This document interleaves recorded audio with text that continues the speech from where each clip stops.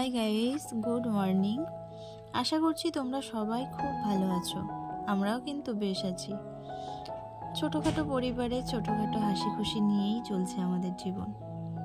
এখন ঘড়িতে বেজে গেছে সকাল 11টা কি 12টা এরকম হবে। ছোট স্কুলে গেছে আর আমার সকালবেলার সমস্ত কাজ কিন্তু হয়ে গেছে। আর এই রান্নাঘরটা এখন রান্না করে নিয়েছি, এখন গোছাবো। আর উপরের রান্নাঘরটাও গোছাতে হবে।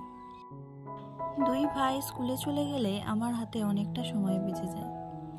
দুপুরবেলা আর কিছু তোমাদের সঙ্গে শেয়ার করতে পারিনি। ছোট স্কুল থেকে আসার পরে ভীষণ ঘ্যান ঘ্যান করছিল, একটু জ্বর জ্বর মতো এসছে। ওকে খাইয়ে দাইয়ে আর ঘুম পাড়িয়ে দিয়েছি। আর দেখো, আজকে আকাশটা সকাল থেকেই মেঘলা মেঘলা, বৃষ্টিও পড়ছে টুপটাপ করে। এই জায়গায় জল ছিল, তাই এখানটায় বোঝা যাচ্ছে বলে তোমাদেরকে দেখালাম। তো এই জামা কাপড়গুলো কালকে কেচে দিয়েছিলাম, শুকনো হয়নি। এই দুদিন ধরে বৃষ্টি হচ্ছে, তাই আজকে শুকিয়ে গেছে। বেকার জলের টোপ খাইয়ে লাভ নেই, তাই তুলে নিলাম। ঘরে এসে জামা কাপড় গুছিয়ে যেখানে থাকে সেখানে রেখে দিয়েছি।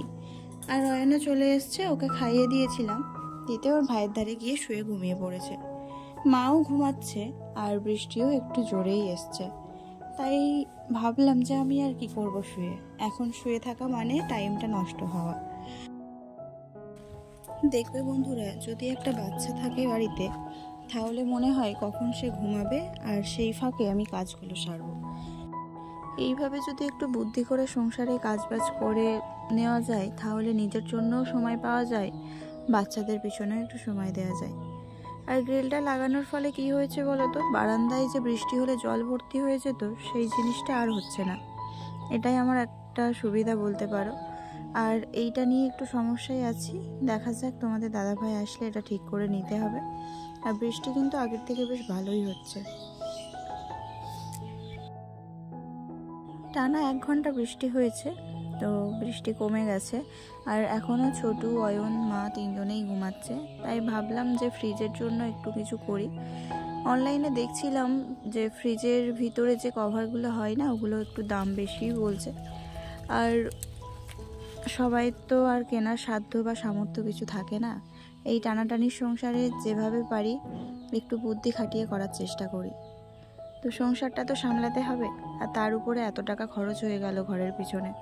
তো এখন যদি কিছু কেনার কথা বলি, তাহলে বাড়ির লোকও একটু ঝামেলা করতে পারে যে এইসবে কেন টাকা নষ্ট করা দরকার। তো ওই জন্য বস্তা দিয়ে আর একটা নাইটি ছিঁড়ে গেছিলো, সেটা দিয়েই একটু কভার মতো বানিয়ে নিচ্ছি। আজকে পুরোটা বানাতে পারিনি, 2টো বানিয়েছি। তো ওটা পরে তোমাদের সাথে শেয়ার করছি।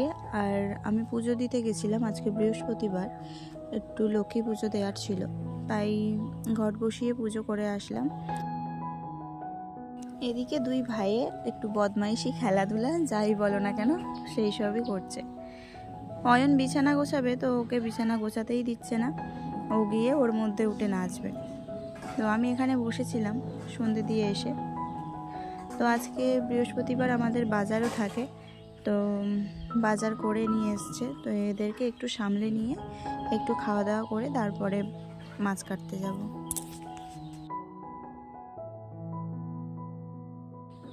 সন্ধেবেলা একটু চা আর বিস্কিট খেয়ে নিচ্ছি, আর ওদেরকে একটু রুটি বানিয়ে দিলাম, দুধ রুটি খাচ্ছে। তো আমি একটু বসে বসে চা আর বিস্কুটটা খেয়ে নেব, নিয়ে একটু চিন্তা ভাবনা করে নিলাম যে কিভাবে কি কাজ করা যায়, কোনটার পরে কোনটা। এইভাবে একটু চিন্তা ভাবনা করে কাজ করলে কাজগুলো তাড়াতাড়িও হয়ে যায় আর টাইমটাও সেভ হয়। তো দেখো, এখন চলে আসলাম মাছ কাটতে। 2 রকমের মাছ নিয়ে এসছে, বাটা মাছ নিয়ে এসছে আর একটা রুই মাছের বাচ্চা নিয়ে এসছে। তো আজকে আর কিছু রান্না করব না, এই মাছটাই কেটে এখন ফ্রিজে রেখে দেব। আর কিছু কাজ আছে বাড়তি। আর মাছ কাটতে বসার আগে আমি ভাত বসিয়ে দিয়েছি গ্যাসে, তো ভাতটাও হচ্ছে। আর কারেন্টটাও ডিস্টার্ব করছে, একবার যাচ্ছে একবার আসছে। তো এই ঝুড়িটা নিচে ছিল, আর ইঁদুরে তো সব মানে নন্ডভন্ড করছে, এইরকম অবস্থা। তাই ভাবলাম ঝুড়িটা এইখানটাই নিয়ে এসে রাখি, আমার কাটাকাটি করতেও সুবিধা হবে। আর এখানে থাকলে আমি হাতের কাছে সব জিনিসই পেয়ে যাব, যখন যেটা লাগবে তখন একেবারে গুছিয়ে নিয়ে নিচে গিয়ে নিতে পারবো। তো এই দেখো, আলু সিদ্ধ ভাত করেছি, আর একটু পেঁয়াজ দিয়ে চপ বা বড়া যাই বলো না কেন, ওই বানিয়েছি আর মাছ ভেজেছি, আর কিছু করিনি। রাত্রিবেলায় এই খাওয়া দাওয়া হবে, আর সাথে একটু পেঁয়াজের টুকরো আছে। আমার এই ভিডিওটা যদি এতটুকুও ভালো লেগে থাকে তাহলে প্লিজ লাইক করে কমেন্ট করে জানিও কেমন হয়েছে। আর এখনও যদি চ্যানেলটা সাবস্ক্রাইব করে না থাকো তাহলে প্লিজ চ্যানেলটা সাবস্ক্রাইব করে আমার পাশে থেকো। তোমাদের একটা কমেন্ট আমাদের মতো ছোট ছোট ক্রিয়েটারদের মোটিভেট করে। তো দিন শেষে যদি এই কমেন্টগুলো পাই না, মানে পড়তে তো ভালোই লাগে, আর অ্যান্সার দিতেও ভালো লাগে, আর আরও একটু উৎসাহিত হই।